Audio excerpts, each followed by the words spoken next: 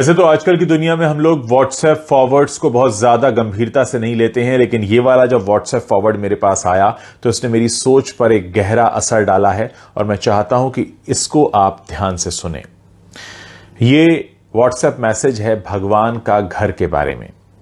कल दोपहर मैं बैंक गया था तो वहां एक बुजुर्ग भी अपने काम से आए थे।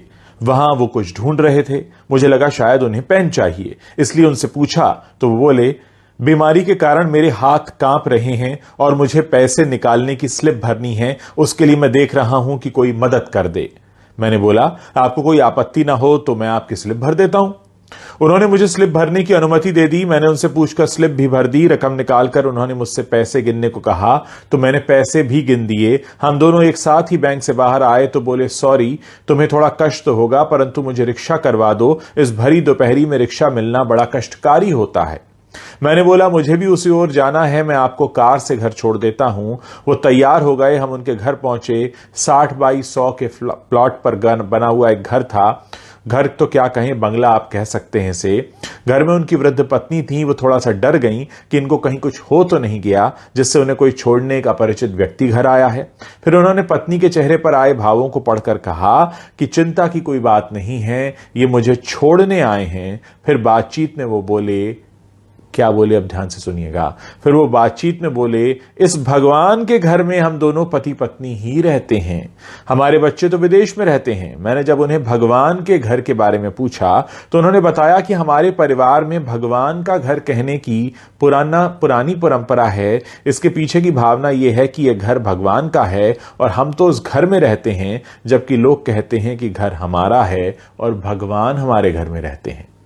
मैंने विचार किया कि दोनों कथनों में कितना अंतर है। उसके बाद वो बोले, भगवान का घर बोला तो अपने से कोई नकारात्मक कार्य नहीं होते और हमेशा सद्विचारों से हम ओत प्रोत रहते हैं।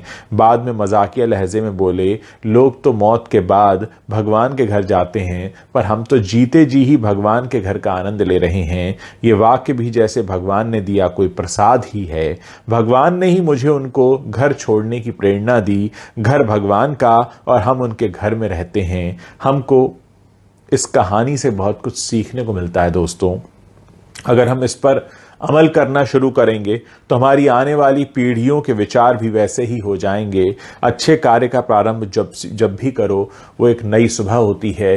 जरा सोचिए, अगर आप अपने घर को अभी से भगवान का घर कहने लगेंगे तो उसके अंदर से जितनी नेगेटिविटी है, जितनी नकारात्मकता है, वो खुद ही बाहर हो जाएगी और फिर हमें कुछ अपने अंदर ये सोचने की ज़रूरत नहीं है कि हम किस तरह से बिहेव करें अपने घर में। जब आपको पता होगा कि आप भगवान के घर में रह रहे हैं, भगवान का घर यानी मंदिर, और मंदिर में कैसे जाते हैं, सर झुका होता है, मन में कोई क्लेश नहीं होता, मन में कोई गलत भावना नहीं होती। और ऐसे ही अगर आप अपने घर में रहना शुरू कर दें तो यकीन मानिए कि पूरा जो संसार है वो स्वर्ग बन सकता है। इस मैसेज को आप फॉरवर्ड भी कर सकते हैं, बहुत से लोगों तक पहुंचा सकते हैं, ताकि बहुत से लोग आज से, अभी से, इसी वक्त से अपने घर को भगवान का घर मानने लगें और भगवान के घर में जितनी श्रद्धा से जाया जाता है, जितनी श्रद्धा से रहा जाता है, वैसे ही रहने लगें।